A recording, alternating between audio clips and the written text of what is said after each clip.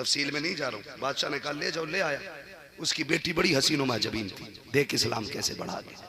हसीनो माजबीन बहुत खूबसूरत, उसे हुस्न पे नाज था। बाप ने आके कहा सुन बेटी, आज ना पूरी जिंदगी की उजरत मांग रहा हूं। कहा क्या? कहा तुझे हुस्न पे नाज है ना? कहा अब्बा मेरे जैसी हसीन कोई नहीं। उसने कहा तुझे तब मानूंगा जब तू इस मुसलमान को अपने ईसाई धर्म में शामिल कर लेगी। उसने कहा कौन है? कहा ये नौजवान। उसने कहा इतनी सी बात, लोग मेरी राहों में लाइन लगा के खड़े रहते हैं झलक देखने के लिए, और आप इसके ईमान की बात कर रहे हैं। अस्सलामु अलैकुम वरहमतुल्लाहि व तआला व बरकातुहू। यकीन है नाजरीन आप लोग खैरियत व आफियत से होंगे। तो सामाइन, मेरे दोस्तों भाइयों, आज मैं आप सब के लिए एक बहुत ही खूबसूरत तकरीर का रिएक्शन वीडियो लेकर के आया हूं, जो मुफ्ती हम्माद रज़ा मुरादाबादी साहब किबला की है। आप सुने, इंशाअल्लाह आपका ईमान ताज़ा हो जाएगा। और मुफ्ती हम्माद साहब किबला बहुत खूबसूरत अंदाज में तकरीर करते हैं और लोगों को पसंद भी आती है। तो आइए हम आपको मुफ्ती हम्माद रज़ा मुरादाबादी साहब किबला की तकरीर सुनाते हैं। तो कहते हैं आप मंजर इस्लाम की बात करते हो। कहने लगे अमीरों की भीख पे नहीं, गरीब नवाज के करम पे चलेगा, और आज तक चल रहा है और सुबह क़यामत तक चलता रहेगा, सुबह क़यामत तक चलेगा। ख्वाजा निज़ामुद्दीन बादशाह कहता मिलना है मुझे। कहने लगे मुझे शौक नहीं। उसने जबरदस्ती की। कहा अच्छा ऐसा करें, मिलना तो नहीं चाहते, अपना दरबार देखने की तो इजाजत दे दें। मैं तो अपनों की बात कर रहा हूं, गैरों की नहीं। हमारा इस्लाम किसी धर्म को टारगेट करके रात में छापा मारी की इजाजत नहीं देता। और इस्लाम इस तरह से नहीं फैला है जैसे लोग अपने धर्म फैला रहे हैं। इस्लाम तो ऐसे फैला है, 2 शहजादे गिरफ्तार हुए, 3 भाई थे, 2 कत्ल कर दिए गए। एक वजीर ने कह दिया छोड़ दे इसे, खूबसूरत लग रहा है, अच्छा है, मुझे इजाजत दे मैं इसे अपने घर ले जाऊं, 3 दिन में इसका ईमान बदलवा लेंगे। बादशाह ने कहा ले जाओ। तफसील में नहीं जा रहा हूं। बादशाह ने कहा ले जाओ, ले आया। उसकी बेटी बड़ी हसीनो माजबीन थी, देख इस्लाम कैसे बढ़ा गया। हसीनो माजबीन बहुत खूबसूरत, उसे हुस्न पे नाज था। बाप ने आके कहा सुन बेटी, आज ना पूरी जिंदगी की उजरत मांग रहा हूं। कहा क्या? कहा तुझे हुस्न पे नाज है ना? कहा अब्बा मेरे जैसी हसीन कोई नहीं। उसने कहा तुझे तब मानूंगा जब तू इस मुसलमान को अपने ईसाई धर्म में शामिल कर लेगी। उसने कहा कौन है? कहा ये नौजवान। उसने कहा इतनी सी बात, लोग मेरी राहों में लाइन लगा के खड़े रहते हैं झलक देखने के लिए, और आप इसके ईमान की बात कर रहे हैं। कितना वक्त मिला है? कहा 3 रातें। कहा 3 तो बहुत है, एक ही रात में ईमान छीन लूंगी। उसने कहा ठीक है। उसने कहा शाम होने दो। ले आया, रख दिया। शाम हुई, उसने बनाव सिंगार किया, और जब उस नौजवान के कमरे में गई, उसने जाके क्या देखा? मुसल्ला बिछा है, रब की बारगाह में जवान खड़ा है, लब पे तिरावत है, आंखों में आंसू है, अपनी फरियाद अपने रब से कर रहा है। बैठी रही, रात गुजर गई।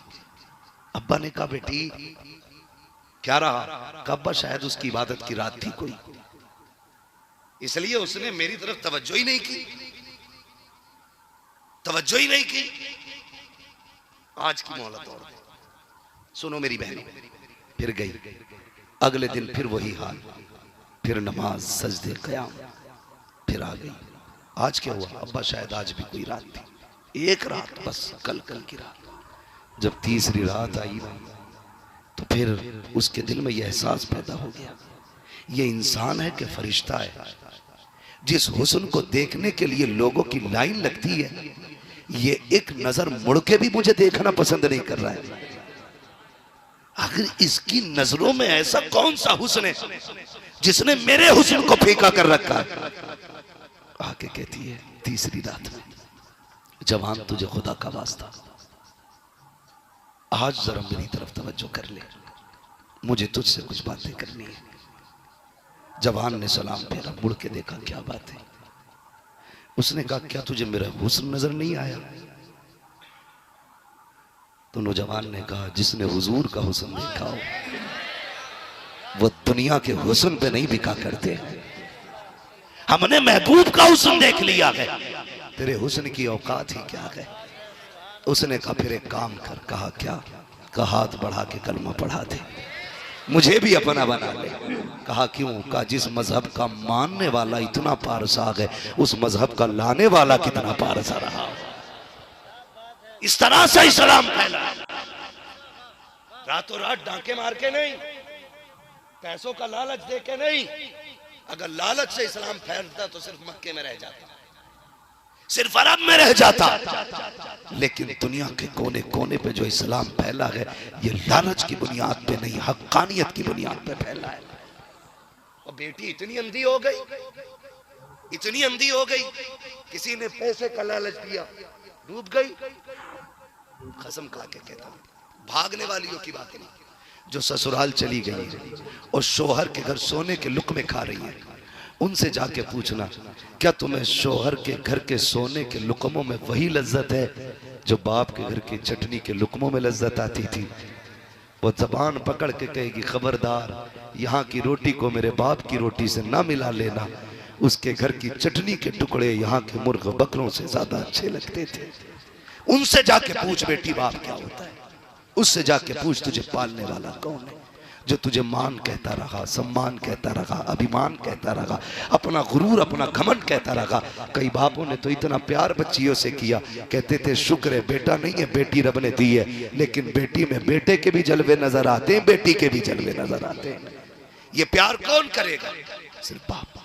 और हम जाके गैरों के बिस्तर पे लेट गए। तेरी इज्जत इतनी सस्ती, इतनी गिरी हुई इज्जत। सोशल मीडिया पे देखा होगा कि मैं धर्म छोड़ रही हूं, क्यों? अपने पप्पू की वजह से। और रीजन नहीं का तुम्हें भरोसा है? वो पूछता है अंकर माफ करे, मीडिया ने भी शहर से कम काम नहीं किया इस जमीन के ऊपर। पूरे मुल्क की बर्बादी का सबब मीडिया है, जहर घोल रखा पूरे समाज में। फिर भी कभी कभी कोई कह देता है इनमें और क्या दिखा तुम्हें, तो कहती इसमें सारी अच्छाई दिखी। मैं भगाने वाले से भी कहूंगा होश में लेके जा, जो अपने बाप की ना हो सकी वो तेरी खाक हो जाएगी। तेरी क्या हो जाएगी? आपसे मैं कह रहा था लव मैरिज ना करें, अरेंज मैरिज करें। तुम्हें जो नशा चढ़ा है ना, फ्री की सिमें, फ्री की कॉलें, कान में लीड लगाए लगाए बहरे हो गए, नस्लें भी गूंगी गूंगी बहरी पैदा होंगी, खुद तो हो ही जाओगे खराब। अपनी जिंदगी का फोकस अपने फ्यूचर पे करें, अपने मुस्तकबिल पे करें। कह रहे अम्मा बस यही वाली जो अपने पड़ोस में रहती है ना, इसी से रिश्ता करना, ये ना मिली मर जाऊंगा। मर जा डूब के, मर जा करके। कह रहा इससे अच्छी नहीं मिलेगी। मैंने कहा तेरे जैसे निकम्मे ठलुए को हाँ इससे अच्छी नहीं मिलेगी, तेरे जैसे निकम्मे नाकारा को इससे अच्छी नहीं मिल सकती है। मैं कहता हूँ फ्यूचर अच्छा कर ले, खुदा की कसम तकदीर भी अच्छी हो जाएगी, तेरी दुनिया भी अच्छी हो जाएगी।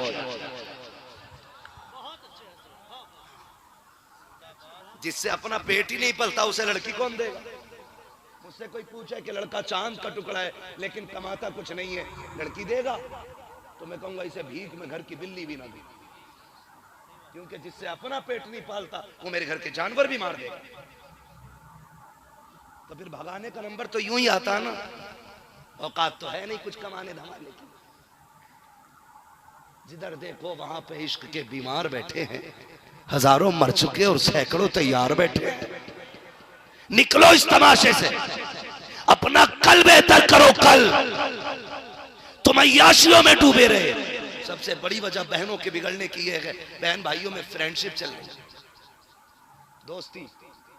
और ये दोस्ती गैरत वाली नहीं, बेगैरती वाली है। तू मेरे राज पे पर्दा डाल, मैं तेरे राज पे पर्दा डालूं। तू मेरे बारे में पापा से कुछ मत कहना, मैं तेरे बारे में कुछ नहीं कहूंगा। माँ और बाप को भरोसा होता औलाद में, बहन भाई जा रहे हैं तो ठीक ही होंगे, लेकिन इनमें डंगवारा हो चुका है। तू अपनी राह जा, मैं अपनी जाती हूं। तू भी मत बताना, मैं भी नहीं बताऊंगा। और भाई भाई दलाल नहीं होते, भाई बहनों की इज्जत के रखवाले हुआ करते, इज्जत के रखवाले होते।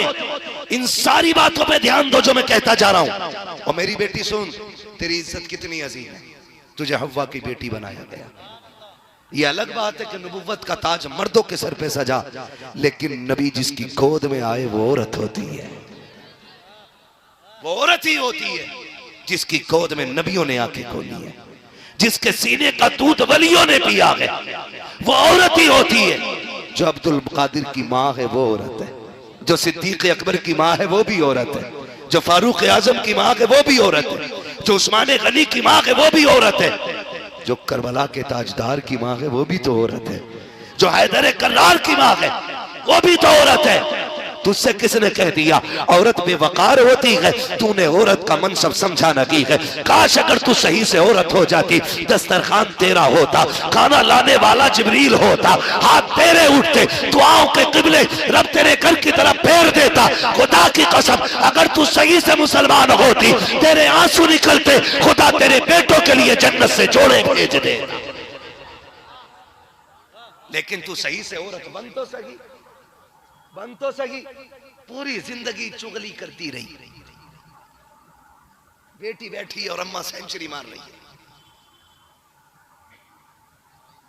पूरा दिन बैठे बैठे वो ऐसी है, वो ऐसी है, वो ऐसी है, वो ऐसी है। ये जो पास में बेटी बैठी है ना, ये सिर्फ मिट्टी का पुतला नहीं है, ये रिकॉर्डर है। जैसा तुम करोगे ये वैसे ही करेगी। एक दिन सैयदा ज़ैनब रज़ी अल्लाह तआला अन्हा कुरान की तिलावत कर रही थी, बेतवज्जोही में दुपट्टा सरक गया। उम्र ज्यादा नहीं थी, उम्र 4 या 3 साल थी। कुरान की सबसे कम उम्र में बनने वाली कारिया को सैयदा ज़ैनब कहा जाता है, जो करबला के इमाम की बहन है, अली की बेटी है। कम उम्री में कुरान पढ़ रही है, अचानक दुपट्टा सरक गया, खातूने जन्नत की नजर पड़ गई। इतनी तेज दौड़ी कि लोग नुकसान होती दौलत की तरफ इतनी तेज नहीं दौड़ते गए जैसे सैयदा ज़ैनब बेटी के उतरे दुपट्टे की तरफ दौड़ी। चौथी सर छुपा दिया, कहा ज़ैनब कभी सर से दुपट्टा ना उतरने देना, अगर बेटी दुपट्टा उतार दिया हमने तो उम्मत की बेटियां कपड़े ना उतार दें। वो भाई ऐसी माएँ होती हैं, जब उन्होंने बचपन में तालीम दी थी, करबला में 72 लाशें थी, लेकिन सैयदा ज़ैनब के सर से चादर नहीं उतरी थी। आज मां सेंचुरी मार मैयत में भी जा रही है तो इसका टेप रिकॉर्ड बंद नहीं है। मर तो गए अच्छे थे, लेकिन लल्ली बता में लोड़ियां बड़ी दुख में रखी। ऐसियों को कब्र पे भी नहीं, जनाजे पे कहीं मत आने दिया कर, इन्हें तो घर में पैक रखो। इसलिए कि बातें सुना सुना के मुर्दे को तकलीफ देती। समझ रहे मेरी बात? तो मैं क्या बात अर्ज कर रहा था आपसे, भूल गए। तो भाइयों से गुजारिश, आप गैरत वाले लोग, मुझे नहीं लगता इस समाज मेरे इस महफिल में कोई इतना बेगैरत बैठा होगा, क्योंकि महफिल गौस की और कोई बेगैरत आ जाए हो ही नहीं सकता है। इसलिए कि महबूब की महफिल को महबूब सजाते हैं, आते हैं वही जिनको सरकार बुलाते हैं। कोई ये ना सोचना हम ही जलसा सुनने गए थे और हम ही गालियां पड़ी हैं, नहीं। कभी अपनों को डांट के ना दूसरों को समझाना मकसद होता है, कभी अपनों को डांट के दूसरों को समझाना मकसद होता है। जब किसी और का बच्चा गलती करता, बाप जाके अपने के थप्पड़ मारता है, कहता आइंदा ये गलती न करना। मतलब ये नहीं अपना बेटा बुरा है, मतलब ये है ताकि सामने वाले की समझ में आ जाए ये जो काम तुमने किया है ये बुरा किया है, बुरा किया। इंशाअल्लाह नमाजों के पाबंद रहेंगे, घर में पर्दे को लाजिम करेंगे। गौर कीजिएगा, बगदाद वाला यूं ही नहीं आया है। माँ इतनी पारसा थी कि गैर महरम की नजर नहीं पड़ी है, तब रब ने अब्दुल कादिर जिलानी अता किया है। और अगली बात सुन लें, तवज्जो है ना, और बाद में वली नहीं, माँ के शिकम से वली पैदा हुआ है। एक दिन माँ की गोद में बैठे बैठे कह रहे अम्मी एहसान है मेरा आपके ऊपर। माँ चौंक गई, बेटे पूरी दुनिया पे माँ का एहसान होता है, तुम्हारा हम पे है? कहा हाँ। कहा कौन सा एहसान? कम्मी एक दिन तुम घर में थी, डाकू आया था? कहा हाँ। भीख भिखारी आया था? कहा हाँ। उसने भीख मांगी थी? कहा ठीक। कहा तुमने पर्दे की आड़ से ना कुछ पैसे दिए थे। उसने हाथ का कंगन देख लिया था, उसकी नीयत खराब हुई, वो कंगन छीनना चाहता था। जैसी वो तुम्हारी तरफ हाथ बढ़ाया, तुम्हारी चीख निकली, तुमने रब को आवाज दी मदद के लिए। अम्मी फिर क्या हुआ? कहा बेटे फिर तो रब का करम हुआ, शेर आया और उस डाकू को चीर फाड़ दिया। मुस्कुरा के कहते अम्मी वो जंगल का शेर नहीं, तेरा अब्दुल कादिर जिलानी आया था, तेरा अब्दुल कादिर जिलानी आया था। अम्मी एहसान है मेरा, एहसान है मेरा। कई कुत्तों ने इस करामत पे भौंकने की जरूरत की। कहा ये कैसे हो सकता है? मैंने कहा तेरे जैसे को समझ में कैसे आए? इस करामत को हासिल करने के लिए बेटे को अब्दुल कादिर जिलानी होना पड़ता है। अब्दुल कादिर जिलानी होना पड़ता है, तब जाके अल्लाह ये करामतें अता, ये करामतें अता फरमाता है। और आगे बढ़े, और आगे बढ़े। बगदाद वाले को देखें, आपने पूरी जिंदगी अल्लाह की रजा के लिए गुजार दी। माँ को आप देखें, 80 सिक्के थे, 40 गोश्त को दिए, 40 भाई के लिए रखे। ठीक है जी, 40 किसके लिए? मेरा टाइम ओवर हो गया, अब ये सुई ऊपर चल रही है। अगर आप तवज्जो नहीं देंगे तो फिर मैं खत्म कर लूंगा। कितने सिक्के दिए? जोर से कितने? और जोर से ये वाले भी बोल दें कितने? 40 सिक्के दिए। अल्लाह कबूल फरमाए हाजिरी, बहुत अच्छा आप सुन रहे हैं। 40 सिक्के दिए। माँ ने कहा लाल मैं तुम्हारे साथ जा नहीं सकती, परदेश जा रहे हो, परदेश जा रहे हो। याद रखें जब लाल परदेश जाते ना तो सिर्फ बीवियों की आंख में आंसू नहीं आते, माँ खून के आंसू रोया करती है, माँ खून के आंसू रोया करती है। जो मेरे भाई परदेश जाते ना वो माँ को समझते होंगे। आप देखना, याद रखना, मैं देखो किसी की बीवी की बुराई नहीं कर रहा हूं, किसी को गलत नहीं कह रहा, लेकिन मैं माँ का दर्द समझाना चाहता हूं। बेटा ना फोन करे, माँ से भी वीडियो कॉल पे बात करे, बीवी से भी बात करे, तो बीवी मुस्कुरा के कहती है और ओवर टाइम कर रहे हो कि नहीं? ओवर टाइम कर रहे हो कि नहीं? देखो ठीक से करते रहे ना, आप क्या होगे तो हार बनाऊंगी। लेकिन वही फोन वही कॉल चलते चलते बस एक फीट हटे और माँ के सामने आ जाए। माँ जब देखती है कहती क्यों मेरे लाल रोटी नहीं खाई है, ज्यादा मेहनत कर रहा है, क्यों अम्मा? बेटे कमजोर लग रहा है। उसकी नजर जेब पे नहीं बेटे की सेहत पे हुआ करती है, बेटे की सेहत पे होती है। और जब तुम परदेश जाते हो ना, माँ दरवाजे पे बैठ के इंतजार करती है, काश मेरा लाल एक बार मुझसे बात कर ले, मुझसे भी मिल के आ जाए। बीवी से गले मिल के वादे कर रहा है, मिनट घंटे महीने सारे गिन के बता दिए, फला दिन फला तारीख इतने बज के इतने मिनट पे इंशाल्लाह तेरे साथ आके मुलाकात हो जाएगी। माँ देखती रह गई, बेटे बताता तो जा कब आएगा, कहाँ जा रहा है? कहा तुम्हें क्या पता कितने शहर कितने जिले हैं, किधर जा रहा हो तुम क्या जानो? काश तुमने 5 मिनट माँ को दिए होते, 3 मिनट बीवी के पास बैठता, 5 मिनट माँ के कदमों में बैठता, उससे कहता माँ परदेश जा रहा हो, तेरी दुआओं की जरूरत है, अम्मा दिल थोड़ा ना करना, जिस चीज की जरूरत हो फौरन बेटे को एक कॉल कर देना, अगर काम बैठे बैठे हो गया वहीं से कर दूंगा वरना दौड़ के आ जाऊंगा। माँ ये मत सोचना मेरे बच्चे हैं, मेरी बीवी है, इतना कह दे माँ मैं उनका बाद में हूँ पहले तेरा हो। तूने 18 साल सीने से लगा के पाला है, तेरे बचपन की खिदमत याद है, तेरा सीने से लगाना याद है, एक आवाज पे उठ के आ जाना याद है। ओ नौजवानों माँ बाप को वक्त दे दिया करो, माँ माँ हुआ करती है, जाके अब्दुल कादिर जिलानी की माँ क्यों ना हो। 40 सिक्कों के बारे में कहती है मेरे लाल तू जा रहा है, माँ तेरे साथ नहीं आएगी, इतना सुना गौश की आंख में आंसू आ गए, माँ इतने साल तेरे बगैर नहीं रहा हूँ, अब कैसे रह पाऊंगा। माँ ने कहा था बेटे तुम्हें हुजूर का दीन सीखना है, तुम्हें आम बच्चों की तरह नहीं बनाया गया है। ए बेटे जिस तरह रुतबे तुम्हें आला दिए गए हैं, जिम्मेदारी भी बड़ी दी गई है। ए बेटे मेरे लिए नहीं मुस्तफा के दीन के लिए ये कुर्बानी बर्दाश्त करना पड़ेगी। बगदाद वाले ने माँ को अगर छोड़ा है तो जरूरत के लिए नहीं बल्कि मुस्तफा की उम्मत के लिए माँ को छोड़ के गए। नारे तकबीर, नारे रिसालत, फैजान गौसे आजम, असमत वालिदैन,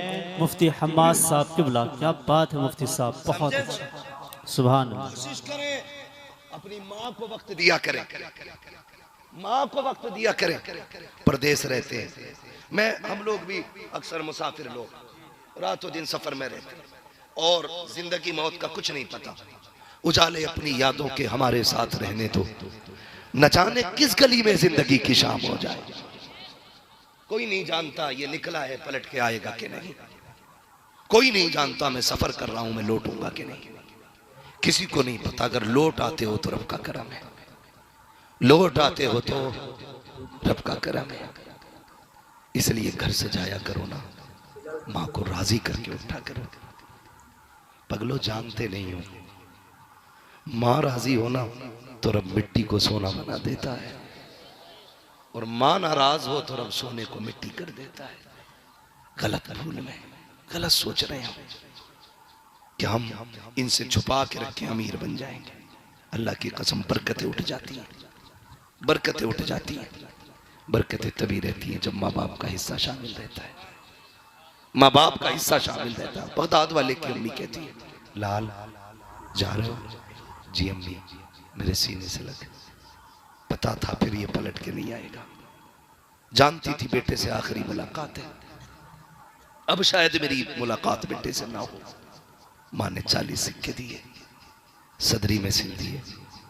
सोचो तो सही, आम माँ होगी कोई वो जिसका बेटा आलम अरवाह में भी वली है, माँ के शिकम में भी वली है, पैदा होते ही रोजा रख रहा है, कितना पारसा बेटा होगा। उस बेटे से माँ कह रही है बेटे वादा कर झूठ नहीं बोलना है।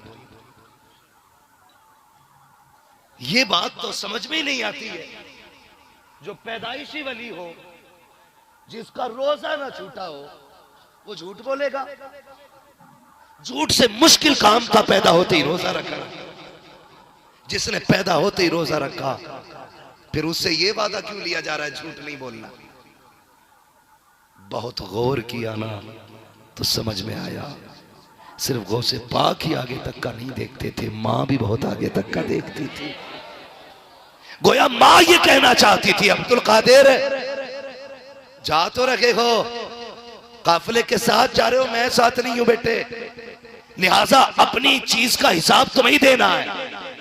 गोया माँ ये कह रही थी चलोगे डाकू मिलेंगे, काफिला लूटा जाएगा, अब्दुल कादिर तुम्हारे पास भी लोग आएंगे, सिक्के तो हमने सिल दिए हैं, किसी को पता भी नहीं चलेगा, लेकिन फिर तुमसे पूछा जाएगा तुम्हारे पास भी कुछ है कि नहीं। बेटा उस वक्त में तुम्हें सच का साथ देना है, जबान से नहीं फिरना है। अल्लाह अकबर। बगदाद वाले ने वही किया, और माँ तो माँ होती है, माँ की बातों में फायदा होता है, कभी नुकसान नहीं होता है। फायदा देखे डाकुओं के सरदार ने बुलाया, कहा तुम पे क्या है? कहा 40 सिक्के सोने के। कहा किधर गए? कहा सदरी में। कहा दिखाओ तो सही। कहा बंद तोड़ो। जब बंद टूटे 40 सिक्के गिरे, सरदार हैरत में था। कहा बच्चे झूठ बोल के तुम सिक्के बचा सकते थे, लेकिन तुमने सच बोल करके नुकसान कर लिया है। बगदाद वाले ने कहा मैं झूठ बोल के सिक्के तो बचा लेता, लेकिन मां से किया हुआ वादा टूट जाता, वादा टूट जाता। जब ये सच सामने आया है, डाकुओं के सरदार ने कदम पकड़ के गया, बच्चा कितना अच्छा है, तू मां का वादा नहीं भूला, हम खुदा का वादा भूल गए। उसने कहा बच्चे है कौन? फरमाने लगे मैं हसनी हुसैनी सैयद हूं, मैं खातून जन्नत के चमन का फूल हूं, मेरा नाम अब्दुल कादिर जिलानी है।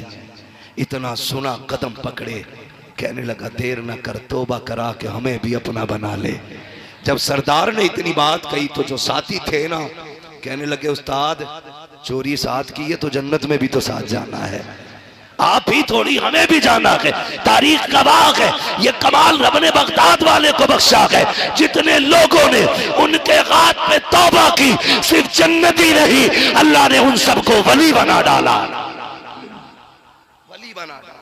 जब उनके गदा भर देते हैं शाहाने जमाना की झोली, मोहताज का जब ये आलम है, मुख्तार का आलम क्या होगा? मुख्तार का आलम क्या होगा? मुख्तार का आलम क्या होगा? माँ से किए सच्चे किया करेंगे इंशाल्लाह, वादा करते हैं इंशाल्लाह। इस टॉपिक पे अगर बात करूं तो और बड़ा वक्त चाहिए मेरे अजीज। मैं समझ सकता हूं मोहब्बतें आपकी, लेकिन मैं भी एक इंसान हूं। तकरीर का हद घंटा एक होता है, फिर बंदा उसकी अपनी मर्जी होती है 2 घंटे के 4 घंटे बोले। लेकिन मैं एक चीज़ समझता हूँ, तूफान नूह लाने से आखिर क्या फ़ायदा, एक अश्क ही बहुत है अगर कुछ असर करे। और मैं अपने वक्त से हजरत पूरा इंसाफ करने की कोशिश करता हूँ। मैं शायरी जोकरी और बीच में वक्त ज़ाय नहीं करता हूँ। मैं मौजू पे बात करता हूँ।